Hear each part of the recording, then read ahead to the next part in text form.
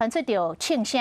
这个警方咧拿查一台黑色的轿车，这个驾驶袂配合，是往北斗的方向来逃走。这个警察捉伫后壁，捉到家人高中的头前，这个驾驶竟然是冲撞警车，警方开6枪来回敬。本分局员警上午在执行巡逻勤务，发现一辆自小客行迹可疑，经拦停，该车不服，并冲撞警车。 而且行经的地方正是医院及学校，那员警为了怕自身危害，当机立断开枪制止。但是该驾驶还是加速逃逸。后来，这个驾驶是往北斗的方向来逃走。这个开枪的现场，警方是有封锁线，嘛来保留着相关的证据。警方讲已经掌握着车牌号码，会全力甲嫌犯追捕到案。